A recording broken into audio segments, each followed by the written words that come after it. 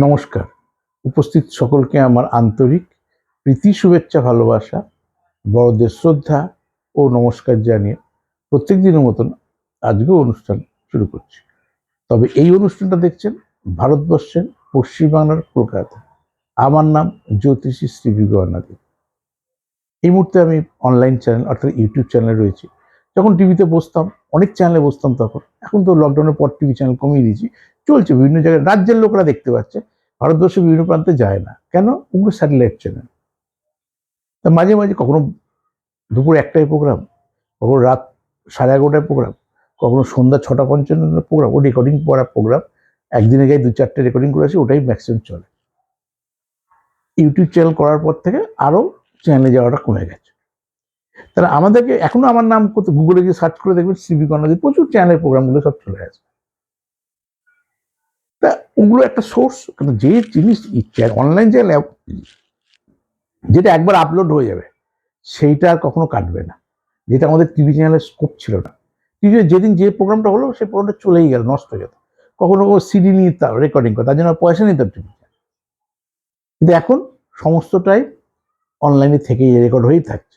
অর্থাৎ আপনি যে ভয়েসটা শুনতে পাচ্ছেন, যে ভিডিওতে আমাকে কোন দিন কি বলেছিল রেকর্ড হয়ে থাকছে আপনার, বা ফাটকা লাকি নাম্বারটা এইটা বললো, কিংবা এই বছরে অনেক জাতক জাতিকা আছে যে বিবাহযোগ্য কন্যা রয়েছে বা দাদারাও রয়েছে যাদের এই মুহূর্তে বিয়ে থা হয়নি। চিন্তা করছে, মা বাবা তো চিন্তা করবে সন্তানের ভালো জায়গায় উপযুক্ত পাত্রের কাছে গিয়ে পড়ুক, বা উপযুক্ত বৌমা আমি পাই, এটা সবারই কম বেশি চিন্তা থাকে। তাই ঠিক সেরকমভাবে বিভিন্ন দিন বিভিন্ন বিষয় নিয়ে আলোচনা করি।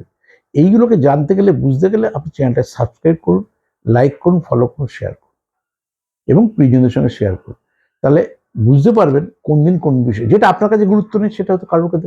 আপনার বিয়ে হয়ে গেছে, আজকে ভাবছেন এই বছর বিয়ে হলো কি হলো লেস ইন্টারেস্ট, আমার তো বিয়ে পাঠ চলে গেছে। কিন্তু আপনার কোনো বোনের হতে পারে, আপনার কোনো বান্ধবীর হতে পারে, আপনার কোনো প্রতিবেশী হতে পারে, যে তার বিয়েটা হয়নি, তার মা খুব চিন্তিত।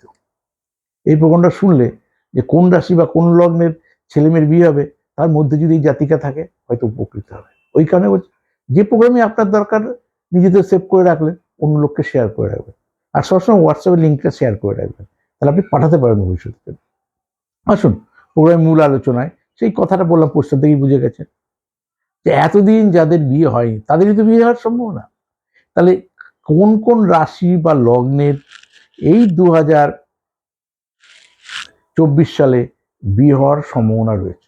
শুধু বিয়ে হওয়ার ক্ষেত্রে জোটক 2-4টা মাস্ট, এটা কিন্তু বলছি, এখানে কিন্তু বলছি বিয়ে হওয়ার সম্ভাবনা রয়েছে, বলছি না কিন্তু ঘর করার সম্ভাবনা রয়েছে। বিয়ে হওয়া ঘর করার মধ্যে ডিফারেন্স আছে, অনেকে বুঝতে পারে না। তো কিন্তু আপনি বলেছিলেন বিয়ে করতে, অবভিয়াসলি বলেছি। কার সঙ্গে বিয়ে করতে বলেছি জানি তো না, পাত্রটাকে বিয়ে বলেছিলেন, হ্যাঁ হয়েছে, কিন্তু ঘর হবে কিনা জানেন? তা ঘরটা কার উপর নির্ভর করবে? আপনার রাশি লগ্ন, তার রাশি লগ্ন ম্যাচ করে তারপর বিয়ে করে। তাহলে পৃথিবীতে এত কিছু করে তাই মানুষ ভালো নেই, আর বিচার না করে বিয়ে করলে ঘর করতে পারবেন? সেটার দিকে গুরুত্ব দেওয়া, সেটাকে মাথায় দিয়ে এবার বললাম। আসুন চলে আসি মেষ রাশি। যদি মেষ রাশি আর আপনার মকর লগ্ন হয়, তাহলে এই বছরে কিন্তু বিয়ে হওয়ার সুযোগ আপনার রয়েছে, নানা রকম কম্বিনেশন। আপনি মীন রাশি, কন্যা লগ্ন, তাহলে এই বছরে কিন্তু নতুন এই ইংরাজি বছরে বিয়ে হওয়ার সম্ভাবনা রয়েছে। আপনার মিথুন লগ্ন, ধনু রাশি, তাহলে এই নতুন বছরে নারী হোক পুরুষ হোক তাদের বিয়ে হওয়ার সম্ভাবনা রয়েছে। হতেই পারে আপনার কর্কট রাশি, মকর লগ্ন, তাহলে বিয়ে হওয়ার সম্ভাবনা রয়েছে। হতেই পারে আপনার কুম্ভ লগ্ন, সিংহ রাশি, তাহলে এই নতুন ইংরাজি বছর 2024 সালে বিয়ে হওয়ার সম্ভাবনা রয়েছে। তাহলে এইবার ধরুন এই রাশির ছেলেও পেলেন, মেয়েও পেলেন, তাদের বাবা আলাদা, মা আলাদা, date of birth, place of birth, time of birth আলাদা, তাদের জীবন জীবিকা আলাদা, সবই তো আলাদা। তো ন্যাচারালি সবার এক হবে না। কারোর মাঙ্গলিক থাকতে পারে, কারোর কালসর্প যোগ থাকতে পারে, কারোর কেমদ্রুন যোগ থাকতে পারে, কারোর সুনপানপা যোগ থাকতে পারে, কারোর দারিদ্র যোগ থাকতে পারে। এবার এক একটা মানুষের তো একটা যোগ, আবার কারো কারো বিখ্যাত যোগও থাকতে পারে, ক্ষেত্র সিংহাসন যোগ, গুরু সরু যোগ, গুরু মঙ্গল যোগ, যেগুলো চোখ বুঝে বিয়ে করলে আর আপনার জীবনের পেছন দিকে তাকাতে হয়। তবে বুঝবেন কি করে? একটা লোকের ব্লাড টেস্ট না করলে বুঝবেন কি করে সুগার আছে কি নেই? প্রেশার না মাপলে বুঝবেন কি করে প্রেশার আছে কি নেই? ডাক্তারের জন্য গেলে আগে প্রেশারটা মাপে। আপনি যতই বলুন আমার প্রেশার নেই বা প্রেশার আছে, ডাক্তার কিন্তু চেক করে না। কেন? আপনার পরীক্ষা নিরীক্ষা করে যেগুলো চোখে দেখে বোঝা যাচ্ছে না, যেগুলো তাকে পরীক্ষা করতেই হবে, তাহলে সেই বুঝে প্রেসক্রিপশন করবে। তাহলে আমাদের মাথায় রাখতে হবে এই যে কার সঙ্গে বিয়ে দিচ্ছেন এটা বিরাট ব্যাপার। আপনার রাশি কি, সেই জাতকের রাশি কি হবে। তাহলে আপনার কি লগ্ন, সেই জাতিকার কি লগ্ন হবে, কোন মাসের জন্মমাস বাংলার আপনার, তার সেই ছেলেটার জন্মমাস কি, আপনার ইংরেজি মাস কি, সেই ছেলেটার ইংরেজি মাস কি। একটা সংক্ষেপে ছুঁয়ে যায়, এটা বিচার করতে গেলে অনেক সময় লাগবে, এটা কথা প্রসঙ্গে বলি। কোনো ব্যক্তিগতভাবে যখন দেখাবেন আপনার জন্য কোনটা অ্যাপ্রোপ্রিয়েট আলোচনা করবো, সার্বিক বোঝায়। ধরুন আপনার বৈশাখ মাসে জন্ম, বাংলা দিয়েই বোঝায়, বৈশাখ মাসে আপনার জন্ম হলো, তা আপনি চেষ্টা করবেন সবসময়, কার্তিক মাসটা প্রথম বাদ, আপনি চেষ্টা করবেন আশ্বিন মাসটা, অঘ্রাণ মাসটা একদম আপনার জন্য যাবে না, বুঝতে পারলো। ধরুন আপনার ইংরেজি মাস, আমরা জানুয়ারি ফেব্রুয়ারি করে এইভাবে কাউন্ট করি না, মেষ থেকে যদি আমরা বৈশাখ মাস ধরি, তা আমরা এরমভাবেই আমরা জানুয়ারি ফেব্রুয়ারি কাউন্ট করবো। কিন্তু বাংলা মাস আর ইংরেজি মাস এক না, কিন্তু এগুলো বলতে গেলে বহু সময় লাগে। তা আলোচ্য বিষয় যেহেতু কোন কোন রাশি লগ্নে বিয়ে হবে সেটা তো বলে দিলাম, কিন্তু কোন একটা জিনিসের সাবধানতা, জন্ম মাসে ধরে নিচ্ছি আমি যদি বৈশাখকে এক ধরি, যেটা বোঝালাম, সেরকম আমার জানুয়ারি মাসে জন্ম হতে পারে।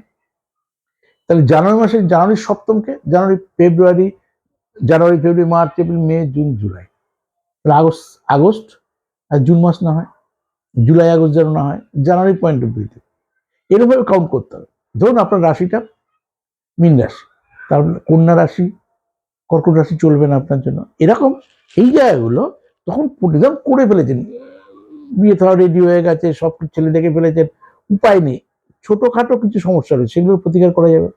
কিন্তু হ্যাবুক কোনো সমস্যা যে আপনার মেয়েকে নিয়ে ঘরেই করবে না সে, তাহলে সেটার প্রতিকার হবে না। আপনার মেয়ের জন্য উপযুক্ত জামাই আছে, সেই রাশি লগ্নটা খোঁজার চেষ্টা করুন। তো এই বছর বিয়ে হবে মানে উপযুক্ত পাত্রে তো হোক, সেটা দিয়ে গুরুত্ব দেওয়া। যখনই পাত্রের সঙ্গে যোগাযোগ হবে আপনি বড় জ্যোতিষকে দিয়ে দেখিয়ে নেবেন, সে আপনি চেম্বারেও আসতে পারেন, আর অনলাইনেও বিচার করেন। এখন অনলাইনে অনেক সুবিধা, ঘরে বসে সিদ্ধান্ত নিলেন, পাত্র আজ দেখে গেছে। ভিগুদার কাছে কলকাতায় যাবো, আমি পৃথিবীর কোন প্রান্তে থাকি, কলকাতায় যাব, ভিগুদাকে কবে পাবো, কাছাকাছি থাকলে চলে আসতাম, যে 3 দিন করে ভিগুদার খর্দায় নিজের শোরুমে বসে, একদিন করে সাউথে বসে, একদিন করে সেন্ট্রাল ক্যালকাটায় বসে।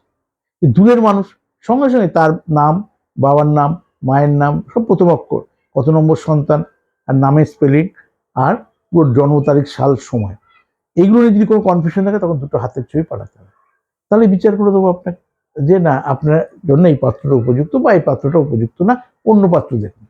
তাহলে অপশান যখন এখন এত রয়েছে, তা সেটাকে কেন আমরা গ্রহণ করব না। তাই আমার চ্যানেলের সঙ্গে জুড়ে থাকুন, এটা আপনাদের অনুপ্রেরণায় বানানো শ্রীবিজ্ঞান মোটিভেশন চ্যানেল। সাবস্ক্রাইব করুন, লাইক করুন, ফলো করুন, শেয়ার করুন। আমি শ্রীবিজ্ঞানাদি আপনার সঙ্গে ছিলাম, আছি, থাকবো। নমস্কার।